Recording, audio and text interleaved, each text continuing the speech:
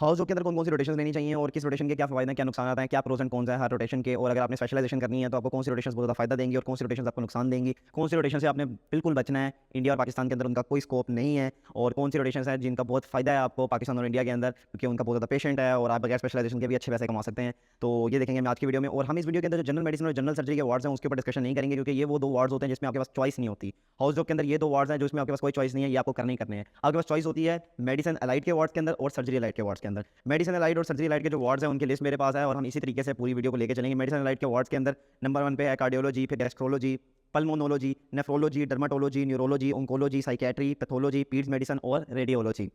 इन पे हम बात करेंगे। और फिर सर्जरी लाइट के अंदर हम बात करेंगे गायनेकोलॉजी के ऊपर, पीड सर्जरी के ऊपर, ऑर्थो के ऊपर, ऑर्थोपेडिक्स के ऊपर, न्यूरो सर्जरी के ऊपर, यूरोलॉजी के ऊपर, थोरेसिक सर्जरी के ऊपर, प्लास्टिक सर्जरी के ऊपर, ईएनटी के ऊपर और आई के ऊपर, आंख के वार्ड के ऊपर। तो स्टार्ट करते हैं वीडियो को, टू द पॉइंट रखेंगे और फास्ट रखेंगे। नंबर 1 के ऊपर है कार्डियोलॉजी, मेडिसिन अलाइड का वार्ड है। कार्डियोलॉजी के अंदर आपके पास दिल के पेशेंट्स आएंगे।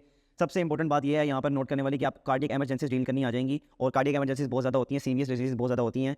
तकरीबन जो 50 साल से ऊपर होते हैं उनमें से 5 में से हर 1 या 2 बंदे को ज़रूर हार्ट अटैक या फिर उनको दिल में दर्द होता है।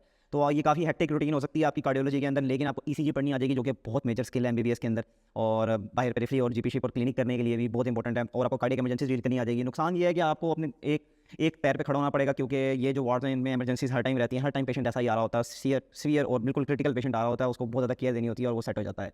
फिर नंबर 2 के ऊपर हमारे पास है गैस्ट्रोलॉजी, और गैस्ट्रोलॉजी के ऊपर बात करते हैं। गैस्ट्रोलॉजी का पेशेंट बहुत ज़्यादा है पाकिस्तान और इंडिया के अंदर। क्यों? क्योंकि जो हमारी आवाम है वो बहुत गंदा खाना खाती है, उनका खाना बिल्कुल रेगुलेटेड नहीं है, घी बहुत ज़्यादा डालते हैं और स्ट्रीट फूड बहुत ज़्यादा खाते हैं, और हाइजीनिक कंडीशन सब बिल्कुल भी नहीं है। तो गैस्ट्रो का बहुत फ़ायदा है, गैस्ट्रो की ओपीडी आपको आनी चाहिए, बेशक आप हाउस जॉब सिक्योर कर सकें या ना कर सकें, आपने हाउस जॉब के बाद या हाउस जॉब के अंदर ओपीडी ज़रूर सीखना है गैस्ट्रो का, मतलब पेट का, और आपने ऑब्जर्वरशिप कर सकते हैं, ऑब्जर्वरशिप कर लीजिएगा। जो गैस्ट्रो है वो एक नेसेसरी ईवल है, वो ज़रूर आना चाहिए आपको। नंबर 3 पे हमारे पास है पल्मोनोलॉजी, ये है फेफड़ों का वार्ड। तो यहाँ पर जो सबसे बड़ा नुकसान ये है कि फेफड़ों की जो बीमारियाँ होती हैं वो सांस से लग जाती हैं, तो यहाँ पे टीबी होगा, यहाँ पे निमोनिया होगा, कोरोना भी जो आया था वो भी पल्मोनोलॉजी का केस था, और इसी तरीके से जो बाकी बीमारियाँ होती हैं जो फेफड़ों की और पल्मोनोलॉजी वार्ड की हैं वो सारी की सारी एयरबोर्न डिजीज़ होती हैं, तो आपको चांसेस बहुत इन्फेक्शन लगने के। जिन लोगों की क़ुव्वत मुदाफ़ियत कमज़ोर है वो प्लीज़ ये वार्ड ना लें क्योंकि वो हर टाइम बीमार रहेंगे, और बाकी जो लोग हैं उनको डबल मास्क पहनना चाहिए और रेस्पिरेटर मास्क पहनना चाहिए। थोड़ा सा डेंजरस वार्ड है। बाकी पल्मोनोलॉजी का ये बहुत पेशेंट होगा पेरिफेरी के अंदर भी, जीपीशिप के अंदर, क्लिनिक के अंदर भी। इसकी भी ओपीडी आपको फिंगर टिप पे होनी चाहिए अगर आपने स्पेशलाइजेशन के बगैर ही पैसे कमाने हैं और अपनी ज़िंदगी गुजारनी है। और उसके बाद आ जाता है नेफ्रोलॉजी, और नेफ्रोलॉजी का वार्ड काइंडा बहुत ज़्यादा हेक्टिक नहीं होता और बहुत ज़्यादा लो मेंटेनेंस सा होता है, क्योंकि ज़्यादातर नेफ्रोलॉजी के अंदर कोमॉर्बिड पेशेंट्स आते हैं जिनका डायलिसिस होने वाला होता है। आपकी डायलिसिस यूनिट में ड्यूटी लगती हैं और वहाँ पर आपने बैठकर कुछ ज़्यादा खास नहीं करना होता, क्योंकि वहाँ पे पेशेंट आते हैं, डायलिसिस मशीन लगी होती है और बस वो उस पे लगे रहते हैं 3 से 4 घंटे। कोई कॉम्प्लिकेशन आ जाए तो आपने मैनेज करनी होती है, वरना कोई खास इतनी बात नहीं होती है नेफ्रोलॉजी के अंदर। थोड़ा सा ठंडा मीठा शोबा है, जो लोग चिल करना चाहते हैं वो नेफ्रोलॉजी ले लें। और नुकसान ये है कि ज़ाहिर सी बात है स्कोप थोड़ा सा डाउन है, क्योंकि इतनी ज़्यादा जो इसके अंदर मैनेजमेंट नहीं होती पेशेंट की खास, क्योंकि कोमॉर्बिडिटी है और कुछ नहीं कर सकता, एक दफ़ा सीकेडी हो जाए, ठीक है। और 5वें नंबर पे डर्मेटोलॉजी। डर्मेटोलॉजी के अंदर भी पाकिस्तान और इंडिया के अंदर बहुत ज़्यादा पेशेंट है, और रिसेंटली तो अमीर लोग हमारे पास रंग गोरा कराने आते हैं और उसके बाद अपने स्कार्स रिमूव कराने आते हैं। वैसे तो ये कॉस्मेटोलॉजी के अंदर आता है, लेकिन अगर आप डर्मेटोलॉजी के डॉक्टर हैं या डर्मेटोलॉजी आपने की हुई है तो आपको बहुत फ़ायदा होगा, बहुत एज होगा। और ये जो दूर दराज इलाके होते हैं जहाँ पे अगर आपने जीपीशिप या क्लिनिक करना है तो वहाँ पर जो डर्मेटोलॉजी है उसका बहुत पेशेंट आता है, क्योंकि जो डर्मा का पेशेंट है वो इस वजह से आ रहा है क्योंकि स्किन की जो डिजीज़ हैं हो रही हैं, स्किन की डिजीज़ इस वजह से हो रही है क्योंकि हाइजीनिक कंडीशंस नहीं है। उसके बाद बात करते हैं न्यूरोलॉजी की, और न्यूरोलॉजी के अंदर हमारे पास आते हैं बहुत कोमॉर्बिड पेशेंट्स, अल्जाइमर हुआ होगा, पार्किंसन हुआ होगा, बूढ़े पेशेंट्स होंगे, स्ट्रोक हुई होगी, सीवीए हुआ होगा। तो इनकी भी जो प्रोग्नोसिस है वो इतनी अच्छी नहीं होती, काइंड ऑफ डिप्रेसिंग वार्ड होता है। इतना डिप्रेसिंग नहीं होता जितना ऑन्कोलॉजी होता है, लेकिन थोड़ा सा डिप्रेसिंग होता है क्योंकि जो पेशेंट की प्रोग्नोसिस होती है वो इतनी अच्छी नहीं होती। पेशेंट यूँ नहीं होता कि उठ के खड़ा होकर चला जाएगा, ऐसे नहीं होता, दवाइयाँ खानी पड़ती हैं और लंबे लंबे ट्रीटमेंट्स होते हैं और रिहेबिलिटेशन होती है। तो न्यूरोलॉजी भी ठंडा मीठा वार्ड होता है, वहाँ पे कोई इमरजेंसी नहीं आती सिवाय सीवीए के, मतलब स्ट्रोक के। तो न्यूरोलॉजी ये चीज़ है। और फिर आ जाते हैं हम ऑन्कोलॉजी के ऊपर। ऑन्कोलॉजी बड़ा डिप्रेसिंग वार्ड होता है क्योंकि जो कैंसर के पेशेंट्स होते हैं वो ज़्यादातर मर जाते हैं, और जब वो पेशेंट आपका मर जाता है आप उसे मेहनत करते हैं तो आपको सेटिस्फेक्शन नहीं होती जो कि आपको मेडिसिन या सर्जरी के अंदर होती है बाकी जगहों के ऊपर, कि आपने पेशेंट में मेहनत की और वो सही हो गया, ठीक है। तो ये चीज़ें बहुत मैटर करती हैं अगर आपने रोज़ाना ये काम करना है। तो oncology kind of depressing ward है, और ऑन्कोलॉजी के अंदर फ़ायदा ये है आपका कि अब इसकी जो स्कोप है वो बहुत ज़्यादा है, क्योंकि जिस तरह टाइम आगे बढ़ता जा रहा है, दुनिया आगे जाती जा रही है, कैंसर की तादाद ज़्यादा होती जा रही है, कैंसर का मैग्नीट्यूड ज़्यादा होता जा रहा है। उसके बाद हम बात करते हैं साइकियाट्री की। साइकियाट्री के अंदर हमारे पास ये फ़ायदा है सबसे बड़ा कि आपका ये वार्ड चिल होगा, क्योंकि इसमें इतने ज़्यादा सीवियर पेशेंट्स नहीं आते, और ये जो वार्ड्स होते हैं यूजुअली पब्लिक सेक्टर के अंदर बहुत चिल होते हैं, क्योंकि पाकिस्तान और इंडिया के अंदर बेसिकली साइकियाट्री का इतना काम नहीं है, ठीक है। क्योंकि लोग जादू टोने पे यकीन रखते हैं और अपने तक तुड़वाने चले जाते हैं, दम दरूद कराने चले जाते हैं, तवीज़ दिलवाते हैं, वो इस बात पे यकीन नहीं रखते कि बंदे का दिमाग हिल गया होगा। ये टैबू है बेसिकली यहाँ पर ना। तो साइकियाट्री के अंदर आप चिल रहेंगे। नुकसान ये है कि साइकियाट्री का आगे कोई ज़्यादा यूज़ केस नहीं है एज़ कम्पेयर टू, अगर मेडिसिन की बाकी स्पेशलिटी से कंपेयर किया जाए तो साइकियाट्री की जो पेशेंट लोड है वो बहुत कम है। अब बात करते हैं नंबर 9 पे है पैथोलॉजी। पैथोलॉजी के ऊपर हम बात करते हैं कि पैथोलॉजी हमारे पास होती है लैब मेडिसिन, ठीक है। पैथोलॉजी का ये सबसे बड़ा फायदा है कि वो लोग जिनको पसंद नहीं है पेशेंट इंटरेक्शन, वो बस हाउस जॉब करके उसके बाद पेशेंट इंटरेक्शन नहीं करना चाहते, तो उनको पैथोलॉजी करनी चाहिए, बाद में पैथोलॉजी रखें स्पेशलाइजेशन के अंदर। क्योंकि पैथोलॉजी में आपने जाना ऑफिस के अंदर, ऑफिस जॉब करनी है और बाहर आ जाना है, लैब के अंदर जो बैठकर ऑफिस वर्क करना है एसी में बैठकर, और किसी बंदे से बात नहीं करनी, अपना काम करके आ जाना है। नुकसान ये है कि जाहिर सी बात है जिसको क्लिनिकल चीज़ करके एक्शन मिलता है और उसको मज़ा आता है, वो नहीं कर पाएगा क्योंकि पेशेंट के साथ इंटरेक्शन नहीं होता आपका। उसके बाद हमारे पास आ गई पीड्स मेडिसिन। पाकिस्तान और इंडिया के अंदर बर्थ रेट बहुत ज़्यादा है। मेरी बात अपने पल्ले से बांध लें कि पीड्स मेडिसिन, अगर आप लड़के हैं या आप लड़की हैं, पीड्स मेडिसिन आपको आना चाहिए। स्पेशलाइजेशन आपको मिले या ना मिले, आप इसके बाद जीपी शिप करेंगे या क्लिनिक करेंगे तो पीड्स मेडिसिन आपको बहुत काम देगी। आपको सारी डोजेज आनी चाहिए, बच्चों की सारी बीमारियाँ आनी चाहिए और बच्चों को डील करना आना चाहिए। अगर आपको ये चीज़ें आती हैं तो इसका मतलब ये है कि आप पेरिफेरी और क्लिनिक बहुत आराम से कर सकते हैं और आप बहुत अच्छे पैसे कमाएंगे, क्योंकि पाकिस्तान और इंडिया के अंदर बहुत बच्चा है और बहुत बर्थ रेट है और बच्चे पैदा करना बंद नहीं कर रहे लोग, ठीक है। तो पीड्स मेडिसिन नेसेसरी इवल है, नेसेसरी इवल, ओके। ये पीड्स मेडिसिन आपको जरूर आना चाहिए और उसमें वार्ड सिक्योर करें। अगर नहीं कर सकते तो ऑब्जर्वरशिप सिक्योर करें, अगर वो भी नहीं कर सकते तो अलग से जाके बैठ के वहाँ पे सीख लें ओपीडी उनकी कम अज़ कम। उसके बाद हम बात करते हैं 11वें नंबर पे और आखिरी मेडिसिन लाइट का वार्ड है ये रेडियोलॉजी। अब रेडियोलॉजी की भी वही बात है जो पैथोलॉजी की है कि अगर आप पेशेंट के साथ इंटरेक्ट नहीं करना चाहते और आप अपने ऑफिस में बैठ के आराम से बैठ के काम करना चाहते हैं तो radiology is the best ward. इसके अंदर भी आप बैठ के सारा दिन एक्सरे, सीटी स्कैन, अल्ट्रासाउंड वगैरह करते रहेंगे। कहीं ना कहीं आपका पेशेंट का इंटरेक्शन होगा, स्पेशली अल्ट्रासाउंड कराते वक्त, लेकिन मोस्टली आप जो फिल्म होंगी उनकी रिपोर्टिंग करेंगे, कमरे में बैठकर कंप्यूटर पर आपका काम होगा और एनालिसिस वाला काम होगा, पढ़ना पढ़ाना ज़्यादा होता है। मेडिसिन के तमाम स्पेशलिस्ट में पढ़ना पढ़ाना ज़्यादा होता है, एक्शन नहीं होता, और जो सर्जरी है उसमें एक्शन बहुत होता है। तो ये है रेडियोलॉजी। नुकसान रेडियोलॉजी का ये है कि बैठने वाली जॉब है, वो जो एक्शन है क्लिनिकल वो नहीं होता, और जो ज़्यादातर पेशेंट्स है पाकिस्तान और इंडिया के, वो जो एक्सरे और सीटी स्कैन होता है वो अपने डॉक्टर को दिखा लेते हैं, उस रेडियोलॉजिस्ट का कोई ओपिनियन नहीं लेते। सिर्फ बड़े बड़े अस्पतालों के अंदर ये जो एल्गोरिदम है ये चलता है, लेकिन जो नॉर्मल लेवल पे, जो ग्राउंड लेवल है, वहाँ पर रेडियोलॉजिस्ट का काम ज़रा डाउन है। उसके बाद हम बात कर लेते हैं सर्जरी लाइट की। सर्जरी लाइट के अंदर एनेस्थीसिया कुछ अस्पतालों के अंदर मेडिसिन लाइट में है, कुछ अस्पतालों में सर्जरी लाइट में है, लेकिन ये जो इसकी जो इंडक्शन होती है, जो कि स्पेशलाइजेशन होती है, वो एनेस्थीसिया की सर्जरी में ही होती है। तो सर्जरी लाइट के अंदर हम इसको डिस्कस करते हैं। Anaesthesia is a good option if you want to do a job.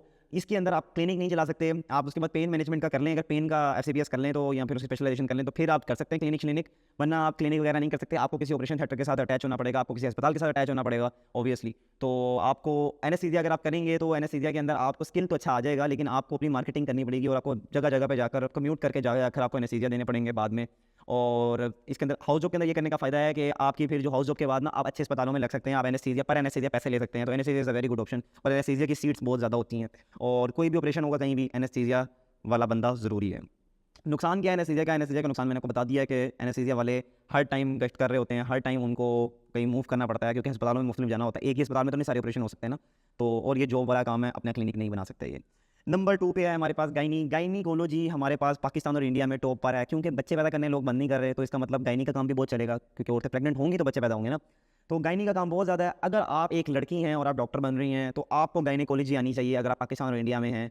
अगर आपको गायनीकोलॉजी नहीं आती तो आपका कोई स्कोप नहीं है, क्योंकि पाकिस्तान के अंदर स्पेशली जो औरतें हैं उनको डॉक्टर नहीं समझा जाता, उनको सिस्टर कह के लोग कहते हैं, बुलाते हैं और नर्स समझते हैं उनको। अगर आप गायने की डॉक्टर नहीं है तो इसका मतलब ये है कि आप सही पैसे नहीं कमा पाएंगी और सही अपना करियर नहीं परसू कर पाएंगी। मैं आपको ये नहीं कह रहा कि आप बाकी चीज़ें नहीं कर सकती, मेडिसिन नहीं कर सकती, कुछ नहीं कर सकती, लेकिन जो बेस्ट चीज़ है अगर आप करना चाहती हैं एमबीबीएस के बाद तो वो है गायनेकोलॉजी। तो गायनी का वार्ड आप जो लड़कियां सुन रही हैं उन्होंने ज़रूर करना है गायनीकोलॉजी का वार्ड, ठीक है। तो गायनी के वार्ड के नुकसान क्या है कि कोई वर्क लाइफ बैलेंस नहीं होता। औरतें जो कि गायनीकोलॉजी के अंदर होती हैं वो सारा दिन अस्पताल होती हैं, लेबर रूम कर रही हैं, कभी इमरजेंसियाँ कर रही हैं और कभी वार्ड में बहुत ज़्यादा ड्यूटी होती है। सर्जरी के तमाम तरह रोटेशन में बहुत ज़्यादा ड्यूटी होती है, बहुत हेक्टिक होती हैं। फिर आ जाती है पीट सर्जरी। पीट्स मेडिसिन की तरह की नहीं है। पीट सर्जरी लोग अपने बच्चों का ऑपरेशन बहुत कम करवाते हैं, तो पीट सर्जरी का जो हालत है वो काफ़ी डाउन है। तो पीट सर्जरी एक चिल वार्ड भी समझा जाता है, क्योंकि वहाँ पे इतना काम शायद नहीं होता कहीं कुछ जगहों के ऊपर, लेकिन वहाँ पर चूँकि लोग नहीं जाते तो वहाँ पर लोड ज़्यादा होता है, डॉक्टर्स के ऊपर ड्यूटी ज़्यादा करनी पड़ती है।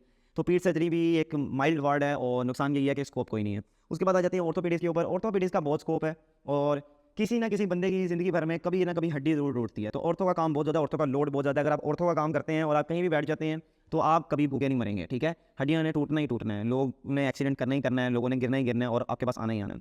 तो ऑर्थो का काम का ये फ़ायदा है कि आपके पास जो आपकी जो बाद में आपकी जो एक्सपोजर है वो बहुत अच्छा होगा और पेशेंट लोड बहुत ज़्यादा होगा। लेकिन यहाँ पे नुकसान ये है कि ऑर्थो के अंदर ना आपको थोड़ी सी फिजिकल वर्क ज़्यादा करना पड़ता है, हेक्टिक बहुत है, ज़्यादा इमरजेंसीज हैं और हर टाइम इमरजेंसी लगी रहती है, हर टाइम एक्सीडेंट वाला बंदा आपके पास आना है और आपको ना मतलब एक पैर पे खड़ा होना है, सीधी सी बात है, ठीक है। तो और उसके अंदर जो आप जो सर्जरीज करते हैं उसके अंदर जोर भी बहुत लगता है। अक्सर तो हैमर भी और जो ड्रिल्स होती हैं वो आप हाथ से चलाते हैं, मशीनी वो नहीं होती जो कि ऑटोमेटेड नहीं होती, जो इंस्ट्रूमेंट्स होते हैं, क्योंकि पाकिस्तान और इंडिया के अंदर भी रिसोर्सेज नहीं है, तो हेक्टिक बहुत हो सकता है। उसके बाद आ जाते हैं न्यूरो सर्जरी के ऊपर। न्यूरो सर्जरी के अंदर भी वही बात है कि ये हेक्टिक बहुत है और इसकी सर्जरीज बहुत लंबी हो जाती हैं। मिसाल के तौर पर 5-6 घंटे की सर्जरी होना तो कोई बात ही नहीं है, ठीक है। तो it's very taxing, it's very hectic, okay. तो न्यूरो सर्जन की आप यहाँ तक हल्के देखेंगे, काले हो चुके होते हैं, लेकिन इसका बहुत अच्छा वो है, क्या कहते हैं, जो इसका स्कोप है। लेकिन लोग करवाते नहीं न्यूरो सर्जरी, लेकिन इसका बहुत अच्छा स्कोप है, क्योंकि हर जो एक्सीडेंट वाला बंदा होता है उसके अगर सर पे चोट लगी है तो वो आपका केस है, ठीक है। और कुछ चीज़ों की प्रोग्नोसिस अच्छी है, कुछ चीज़ों की प्रोग्नोसिस अच्छी नहीं है, लेकिन neuro surgery is a good field, और अगर आप उसमें एक्सेल करना चाहते हो तो कर सकते हैं। हेक्टिक बहुत है।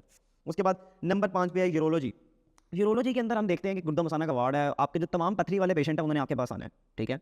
जो गदूद जिनके बड़े हुए हैं, प्रोस्टेट बड़े हुए हैं, वो आपके पास आएंगे। तो पेशेंट लोड बहुत अच्छा है आपका, ठीक है। और सारे मर्द हज़रात आएंगे जो बूढ़े हैं, ठीक है, आपके पास। और मर्दाना कमजोरी वाले लोग आपके पास आएंगे। तो इसकी ओपीडी बहुत इंपॉर्टेंट है अगर आपने बाद में क्लिनिक डालना है और मर्दों को आपने ट्रीट करना है, क्योंकि मर्दाना कमजोरी का बहुत पेशेंट आता है, पथरी का बहुत पेशेंट आता है, और गुर्दों के मसाने की कोई भी डिजीज़ का पेशेंट आता है, पेशाब में से खून आना, कुछ भी आना। तो ये एक बहुत ज़्यादा अच्छी फील्ड है अगर इन टर्म्स ऑफ अगर आपने स्पेशलाइजेशन की तरफ भी जाना है, या फिर स्पेशलाइजेशन से पहले जीपी शिप या क्लिनिक करना है, तो urology is a good field, ठीक है। और इसका नुकसान ये है कि सारा दिन आपने लोगों के ग्रोइंस के साथ ही डील करना है, ठीक है। सारी उम्र आप लोगों के ग्रोइंस देखेंगे, ठीक है। आप उनका पीनस देखेंगे, आप उनकी वो वाली जगह ही देखेंगे, तो वहीं पे आपकी डीलिंग है ज़्यादातर, ठीक है। तो उसका नुकसान ये है, अगर किसी बंदे को इससे कोई मसला नहीं होता तो कोई मसला नहीं है। मैंने खुद यूरोलॉजी की रोटेशन की हुई है। ऐसी चीज़ें जो होती हैं वो डॉक्टर्स को अपने दिमाग में नहीं रखनी चाहिए, लेकिन फिर भी मैंने आपको बताने के लिए ये बात बताई है कि ये एक पोटेंशियल इसका साइड वो है, ठीक है, नुकसान।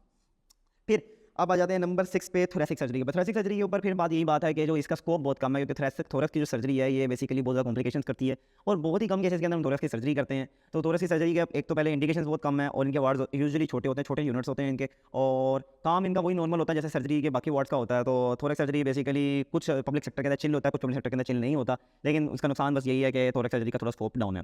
उसके बाद आ जाते हैं नंबर 7 में प्लास्टिक सर्जरी का। प्लास्टिक सर्जरी का पाकिस्तान और इंडिया में स्कोप बहुत कम था, लेकिन अब अच्छा हो रहा है, ठीक है। जिस तरह लोगों में नो हाउ आ रही है, उनके अंदर एक अवेयरनेस आ रही है, तो बेहतर हो रहा है। लेकिन अभी इन द प्रोसेस है, जिस तरह साइकेट्री भी इन द प्रोसेस है, क्योंकि पाकिस्तान के अंदर और इंडिया के अंदर अभी लोग साइकेट्री की तरफ आना शुरू हो रहे हैं। तो इन द प्रोसेस है, एकदम आपको बहुत अच्छा लोड नहीं मिलेगा। और यूजुअली सर्जरी के किसी भी आप फील्ड में जाएंगे तो आप बहुत जल्दी एक्सेल नहीं करेंगे, क्योंकि सर्जरी के अंदर ना कुछ लोग अपना नाम बना लेते हैं और सारे लोग उनके पास ही जाकर सर्जरीज करवाते हैं, ठीक है। सर्जरी में एक्सेल करना इस वजह से मुश्किल हो जाता है। मेडिसिन के अंदर यूँ नहीं होता, मेडिसिन के अंदर थोड़ा बहुत काम चलता रहता है आपका, ठीक है। सर्जरी में या तो आप बेहतरीन हो या आप कुछ भी नहीं हो, ठीक है। दरमियान में बहुत कम लोग आते हैं जो कि काम जिंदा चलता है। तो प्लास्टिक सर्जरी के अंदर बेसिकली आप बर्न से डील करेंगे, इंतहाई पेनफुल लोगों से भी डील करेंगे, तो ये भी मसला हो सकता है आपके लिए। और एस्थेटिक सर्जरीज भी होती हैं, लेकिन वो उसके बाद में स्पेशलाइजेशन भी होती है, या फिर उसकी स्पेशल आप रोटेशन भी कर सकते हैं। तो मेनली आप बर्न के पेशेंट से डील करेंगे जिनकी झिलें जल गई होती हैं, जिनकी जल्दें जल गई होती हैं, और जिनको ग्राफ्टिंग वगैरह करनी होती है। तो plastic surgery is also good field, but in process. 8वें नंबर पर ENT है, और ENT एक बहुत अच्छा फील्ड है अगर आपने GP शिप और क्लिनिक करना है। क्यों? क्योंकि ENT नाक कान गला बेसिकली डर्टी ऑर्गन से इनके सारे सुराख बाहर की एनवायरनमेंट में खुलते हैं। तो इसका मतलब बाहर की एनवायरनमेंट में खुलते हैं तो सारा दिन ये गंद से भरते हैं, ठीक है। तो आपको जो नाक कान गले की इन्फेक्शन सबसे ज़्यादा होती हैं पेरिफेरी के अंदर, जो दूर दराज के इलाके हैं, यहीं पे दाने निकलते हैं लोगों को, यहीं पे ज़्यादा इन्फेक्शन होती हैं। तो ये वाला जो पेशेंट होता है ये बहुत ज़्यादा तादाद में आएगा आपके पास। और अगर आपको ENT पे अबूर हासिल है, OPD आती है, फॉरेन बॉडी रिमूव करनी आती है, तो आप बहुत अच्छे पैसे कमाएंगे बगैर स्पेशलाइजेशन के। आप किसी पेरिफेरी में बैठ जाएं क्लिनिक बनाकर, बेहतरीन ENT की OPD आपको जरूर आनी चाहिए। ENT का वार्ड आपने जरूर लेना है अगर आपको बाकी सर्जरी लाइट के वार्ड नहीं पसंद आते। ENT भी एक नेसेसरी इवल समझें आप सर्जरी लाइट के अंदर। और ENT के जो नुकसान है, तो यहाँ पे ये बात है कि जो ENT है वो भी हेक्टिक हो जाती है कभी कभार, क्योंकि ENT का पेशेंट बहुत ज़्यादा आता है, स्पेशली सरकारी जो जो क्या कहते हैं अस्पताल हैं, वहाँ पर ENT का लोड बहुत ज़्यादा होता है। और फिर आखिर पे आ जाती है हमारे पास आई, आँख का वार्ड। अब जो आई का वार्ड है ये यूजुअली बहुत ज़्यादा अच्छा होता है, चिल होता है। यहाँ पर बहुत ज़्यादा इंटेंसिव पेशेंट नहीं आता, ठीक है। खून नहीं हुआ होता कोई बंदा, कोई बहुत ज़्यादा सीवियर डिजीज़ के अंदर नहीं होता। मैक्सिमम इमरजेंसी ये होती है कि फॉरेन बॉडी चली गई आपकी आँख के अंदर, या ग्लाउकोमा हो गया, मतलब मोतिया हो गया, ठीक है। तो ये मैक्सिमम 2 इमरजेंसीज़ हैं और उसको डील करना पड़ता है। तो ये भी इतनी वैसी इमरजेंसीज़ नहीं होती, लेकिन आपको डील तो करना पड़ता है। लेकिन यूँ नहीं है जिस तरह मेडिसिन के अंदर आपके हाथ पैर छुड़ा देते हैं जो पेशेंट्स आते हैं, यूँ नहीं होता। तो जो आई है ये भी एक अच्छा साफ़ सुथरा शोबा है, और उसके बाद जब आप इसकी स्पेशलाइजेशन कर लें या फिर आप ये कर लें तो फिर आपने बैठ कर चेक ही करना है और खुश काम होता है। तो eye is also a good field to choose. और एंड पर मैं आप लोगों को ये बताना चाहूँगा कि आपने जो अपने जो फील्ड चूज़ करने वो अपनी पसंद के मुताबिक करने। देखिए पैसे आप आज या कल कमा लेंगे, और जिस दिन आपके पैसे पूरे हो जाएंगे उस दिन आपको फिर सबसे बड़ा मसला ये होगा कि काश मैं वो काम कर लेता जिसमें मुझे शौक था, जिसका मेरा पैशन था। तो अपना पैशन फॉलो करें, पैसे फॉलो खुद करेंगे आपको, ठीक है। और अगर आप MBBS के 4th ईयर या फाइनल ईयर में हैं, या आपने हाउस जॉब करनी है या हाउस जॉब कर रहे हैं, और आप ओरिएंटेशन लेना चाहते हैं अपने मेडिकल करियर के बारे में कि हाउस जॉब के अंदर क्या करना चाहिए, मुझे फॉरेन मूव करना चाहिए या अपने मुल्क में ही रहना चाहिए, या फिर मुझे हाउस जॉब के बाद क्या करना चाहिए, स्पेशलाइजेशन किस में करनी चाहिए, तो मैंने बहुत अच्छी एक ओरिएंटेशन वीडियो बनाई हुई है, यहाँ पर आ रही है, ठीक है। वो लाजमी देखिएगा, आपको बहुत अच्छी लगेगी। और अगर आपको वीडियो यूज़फुल लगे तो मेरे चैनल पर सब्सक्राइब कीजिएगा और बेल आइकन पर क्लिक कीजिएगा, ताकि ऐसा ही मेरा अच्छा कंटेंट आपको मिलता रहे और आपका फायदा होता रहे। और आज के लिए thank you so much, see you in the next video. अल्लाह हाफिज़।